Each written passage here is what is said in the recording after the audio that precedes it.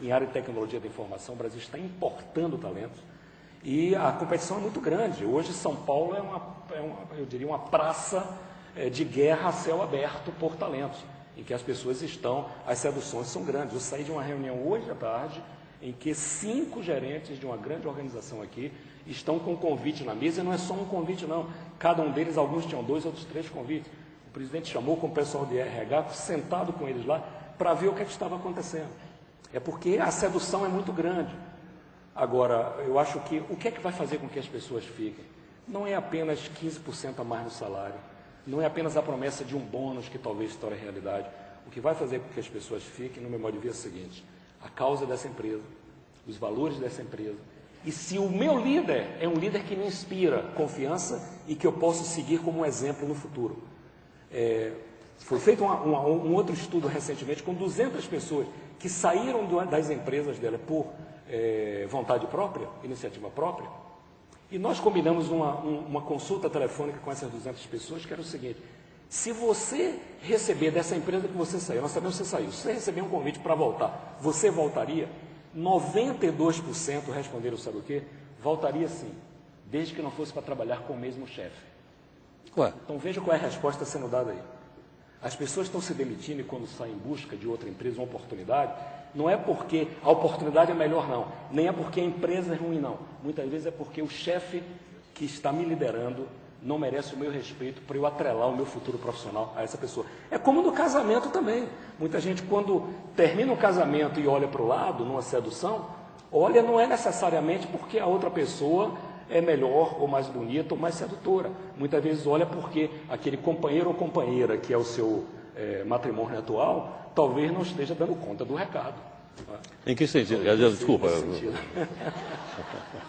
Agora, César, olhando então ainda para essas transformações todas, né, rápidas e interessantes que você está nos explicando aqui. Isso quer dizer, em outras palavras, que o RH teria que se reinventar, ou essa palavra você acha que é muito forte? Não, eu acho que o RH está se reinventando. Já está. Já está se reinventando. Eu tenho acompanhado esse processo, né, ao longo, eu diria, pelo menos dos últimos 20 anos, e essa é uma coisa, sempre se falava, o RH tem que ser mais estratégico, tem que entender mais do negócio, tem que participar mais dos resultados, tem que ter um papel mais relevante. Mas eu acho que hoje eu já vejo isso na prática, com um número bastante grande de empresas. Não é mais exceção, eu já vejo um número bem maior de profissionais de RH que estão se reinventando, se capacitaram, entendem mais do negócio, fazem propostas mais objetivas. Quando fazem uma proposta sobre, por exemplo, o treinamento, vamos investir tal verba no treinamento, no passado não sabiam responder qual era o retorno no investimento que se ia dar. Hoje já conseguem colocar, já conseguem quantificar, já conseguem vender o peixe de uma forma mais atrativa, já conseguem mostrar o benefício das políticas, o que é que significa a redução do absenteísmo, o que é que significa uma pessoa mais feliz, o que é que significa estar no ranking das melhores empresas para trabalhar, como é que aquilo se atrela com valorização do capital. Quer dizer, o RH se capacitou e eu acho que ele está se reinventando. Agora ainda tem um longo caminho a percorrer, mas que já iniciou um processo, eu tenho percebido isso com toda clareza. Sim. E as empresas entendem que isso é necessário para a sua perenidade, para o seu desenvolvimento? Algumas empresas sim, alguns líderes visionários e que têm uma postura mais de estadista, de compreensão do todo sim, alguns que pensam no futuro das suas empresas sim, mas você também tem alguns que só pensam no curto prazo. Quer dizer, só pensam em obter o resultado nesse trimestre, ou como é que eu vou fechar o ano, como é que eu vou fechar o mês. Esses realmente é muito difícil, porque eles não conseguem, não é pensar no futuro. Mas eu vejo também um grande número de líderes hoje, ao mesmo tempo que estão empenhados em obter o resultado de curto prazo, em garantir o presente, estão empenhados também em construir o futuro. Eu sempre digo assim, os líderes competentes que eu conheço são ligeiramente estrábicos. Eles têm um olho no presente e um olho no futuro. Então, quando o RH encontra um líder que é ligeiramente estrábico, e quem é profissional de RH, procure saber se o CEO da sua empresa é ligeiramente estrábico. Se for, fique, porque aí tem futuro. Mas se for aquele líder que só olha para o curto prazo, o profissional de RH não vai nunca conseguir ter um papel estratégico. Porque o cara que só pensa no curto prazo, ele só quer saber no retorno do investimento, no fluxo de caixa. No outro dia eu estive com o presidente de uma empresa, conversando sobre isso, que a infelicidade estava dentro da empresa dele, quantas pessoas estavam saindo, nível de reclamação de clientes altíssimo. E ele falou assim, você não está entendendo qual é a natureza da minha empresa. Eu disse, mas qual é a natureza da sua empresa? Nós somos aqui um banco. Eu disse, mas o que não é um banco? É uma empresa de um serviço completamente diferente. Não, mas a única coisa que nós valorizamos aqui chama-se fluxo de caixa. Eu quero saber quanto entra e quanto sai cada semana aqui dentro. Isso é que me interessa. Então, essa conversa, se os recursos humanos estão infelizes, essa conversa, se os clientes estão insatisfeitos, não me afeta muito, porque eu estou interessado no fluxo de caixa dessa semana. Quer dizer, com um líder assim, eu olhei para o pobre do diretor de recursos humanos que estava de frente de mim e quase quem fazia um convite para ele sair era eu, para salvá-lo daquela situação. Quer dizer, quando você pega um líder que só pensa no curto prazo, ele não vai valorizar patrimônio humano, coisa nenhuma. Ele pode até ter uma retórica disso, mas não vai valorizar. Então, acho que também cabe ao profissional de recursos humanos saber o seguinte: aonde é que eu estou trabalhando? Onde é que eu estou dando minha contribuição? Nessa empresa que merece o meu esforço para ajudá-la a construir esse futuro e ajudá-la a transformar esse patrimônio humano em alguma coisa relevante realmente para a organização?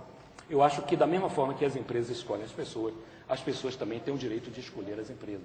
Eu acho que o profissional de recursos humanos tem o direito de escolher a empresa para qual vale a pena trabalhar. E só vale a pena trabalhar onde você sentir que tem um campo fértil para que ideias como essas sejam colocadas dentro de projetos ou de programas dentro da sua organização. Agora, César, quando você tem um líder que fala só em fluxo de caixa, isso é uma causa? Não, fluxo de caixa não é causa nenhuma. Causa é alguma coisa que enobrece o significado da empresa. É alguma coisa que dá orgulho das pessoas trabalharem. Não é? Causa não é necessariamente vinculada ao produto, não é ser líder de mercado, não é faturar tanto, não é ter tanto de fluxo de caixa, não é ter uma rentabilidade de tanto. Causa não é isso, isso é objetivo, é meta. Objetivo, meta e resultado é importante. Causa é alguma coisa que transcende isso.